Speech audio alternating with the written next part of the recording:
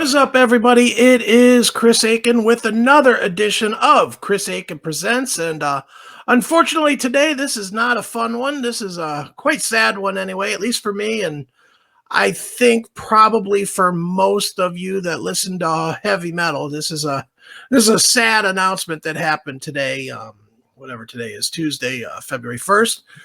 That is the passing of just an icon of heavy metal, Mr. Jonny Z, John Zazula.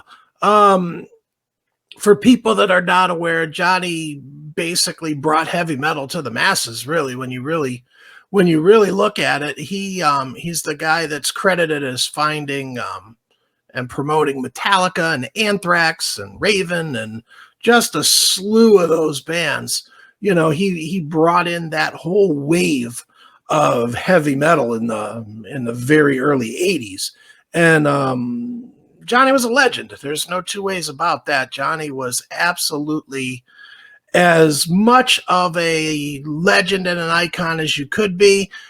I know certainly he doesn't have like the name recognition of like a James Hetfield or an Ozzy Osbourne or whatever, but I would argue he's more important than any of those guys because he literally took that underground scene and made it happen. And he did that as a promoter. He did that with his record store, Rock and Roll Heaven, which became quite famous.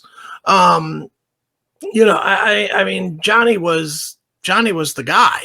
So I know for me personally, I was very fortunate to have encountered him early when I was 13 years old.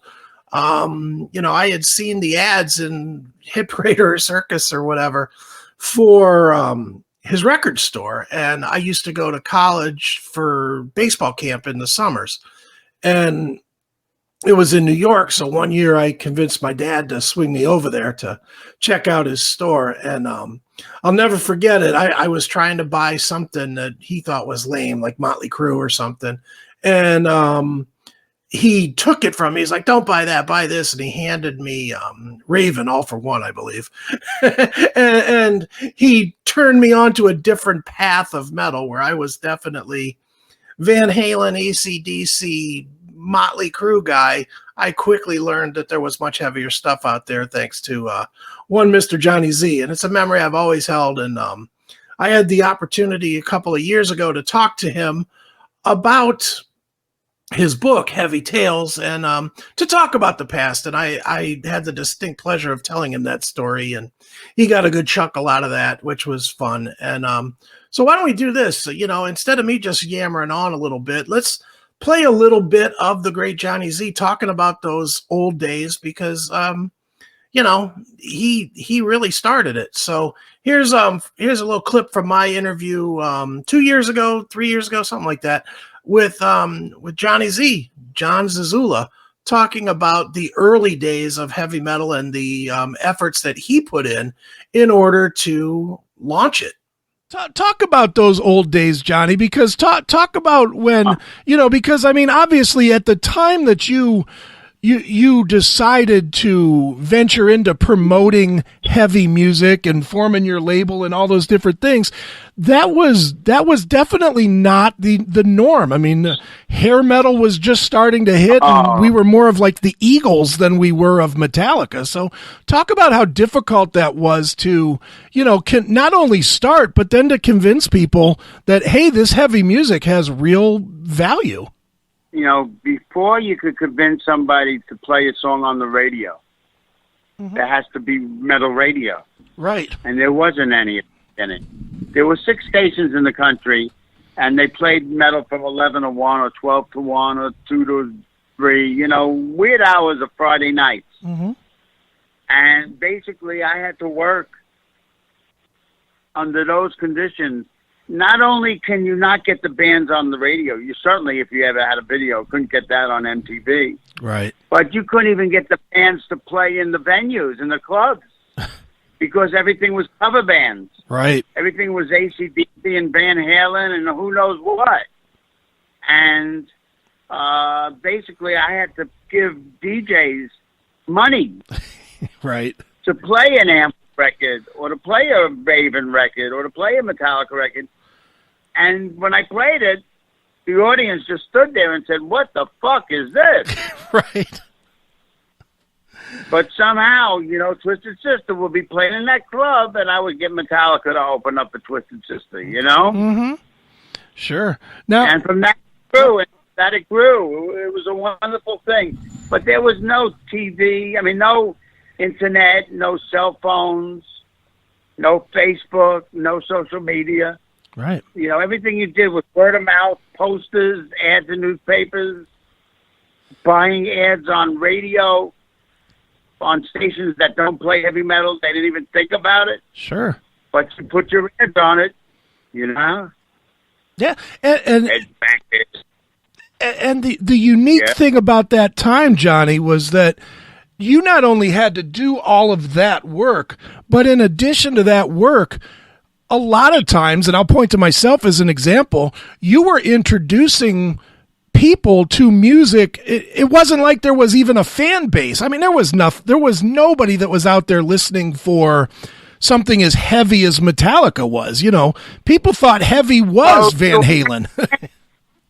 You had Motorhead fans, you had Black Sabbath fans, you had Rush fans, and then you had Iron Maiden fans. Right.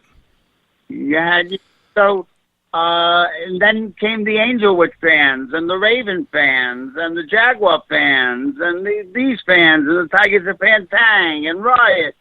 You know, it all just kept on coming, and I had them all.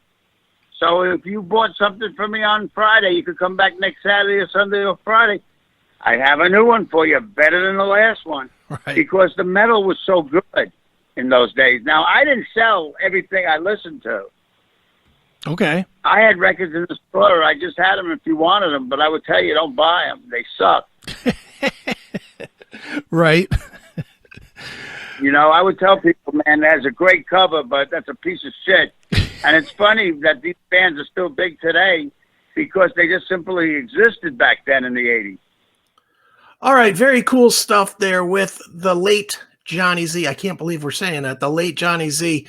Oh, man, our legends are dying on us quickly. Our whole way of life is quickly dying. It really sucks.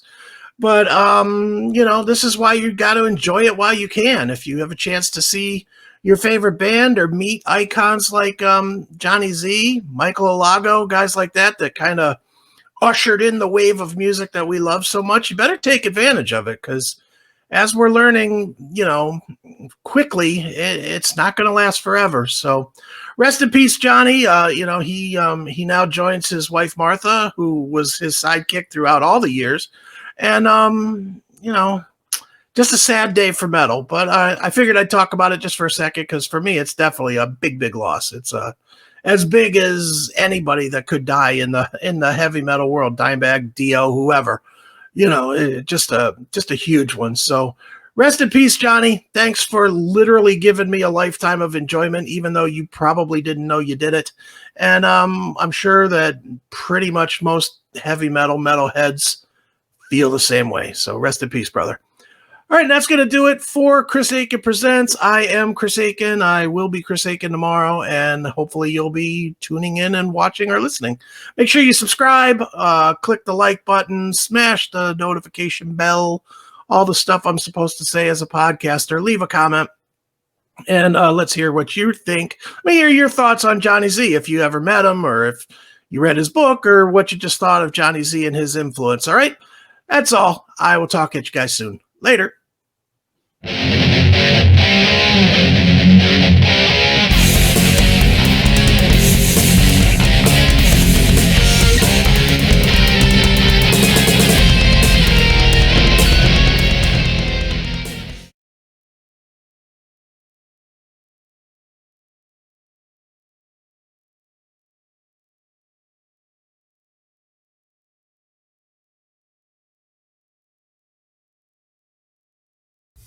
Okay, metalheads, you've been complaining that there has not been a channel that plays all of the heavy metal videos from past, present, and future for years and years at this point. Well, that time is over. Heavy Metal Television is back. HeavyMetalTelevision.net is the website. Go there. You can see videos playing 24/7, 365, all the time, all the best from the old school, the new school, and everything in between. Check it out, heavymetaltelevision.net. It is where the metal is.